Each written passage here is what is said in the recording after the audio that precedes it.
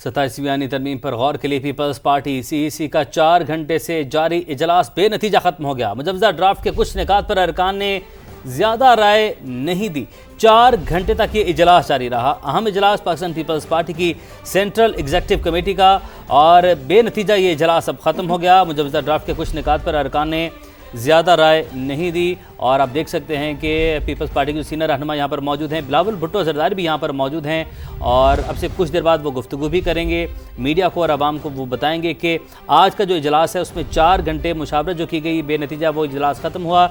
वो कौन कौन से निकात थे जिस पर खामोशी इख्तियार की गई अरकान की जानिब से, पाकिस्तान पीपल्स पार्टी इस तरमीम के हवाले से क्या राय रखती है, क्या फ़ैसला करती है, इस हवाले से आगाह करेंगे।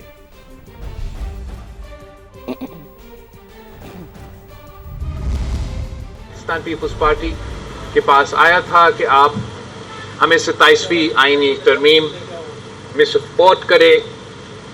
उसमें आईनी अदालत, NFC, education, population planning, executive majesty, जजेस ट्रांसफ़र, रह गया मुझसे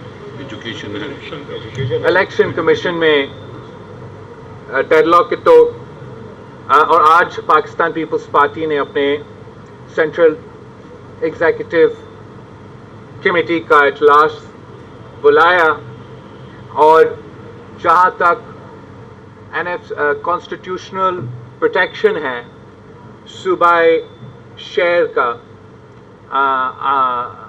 आइन में, वो प्रपोजल पाकिस्तान पीपल्स पार्टी रिजेक्ट करती है और किसी भी सूरत में इस प्रपोजल को इस सूरत में हम इसका हमायत करने के लिए तैयार नहीं हैं। वैसे जो प्रपोजल्स आए हैं डेवोल्यूशन का, रिवर्सल का, उस पे भी पाकिस्तान पीपल्स पार्टी के आज सेंट्रल कमेटी का जो इजलास चला है वो उसका हमायत भी, उस प्रपोजल का हमायत पाकिस्तान पीपल्स पार्टी करने के लिए तैयार नहीं है। मेरे ख्याल में एक्चुअली आसान होगा कि मैं बताऊं आपको कि कौन सा प्रपोजल पे हम तैयार हैं, और वो सिर्फ एक है इस वक्त, जो आर्टिकल 243 में हुकूमत ने तब्दीलियां लाने का सोचा है कि वो जॉइंट चीफ्स स्टाफ का जो ओहदा है उसका कोई नया लक़ब देना है।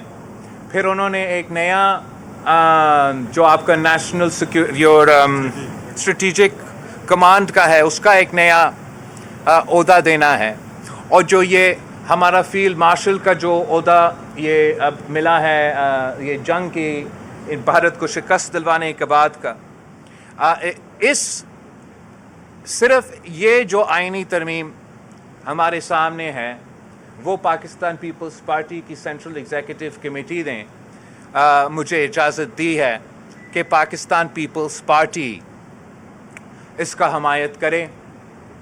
बाकी जो पॉइंट्स है या वो पूरी तरह से मुस्तरद हुए हैं या हमारा गुफ्तगू उन पे कल कंटिन्यू होगा।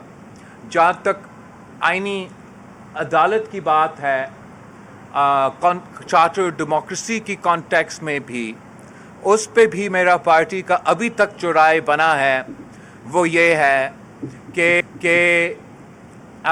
इक्वल रिप्रेजेंटेशन पे, चारों सूबों का इक्वल रिप्रेजेंटेशन पे, कंप्लीट इक्वल रिप्रेजेंटेशन पे हम कॉम्प्रोमाइज़ करने के लिए तैयार नहीं हैं। और जहाँ तक चार्टर डेमोक्रेसी में बिल्कुल ये था कि आईनी अदालत होना चाहिए, मगर चार्टर डेमोक्रेसी पे दूसरी चीज़ें भी थे। तो पाकिस्तान पीपल्स पार्टी का सेंट्रल एग्जीक्यूटिव कमेटी का इजलास कल भी बाद नमाज जुमा बुलाया जाएगा ताकि जो आईनी अदालत है उस पे हम अपना जो हतमी फ़ैसला है वो हम मुकम्मल करें।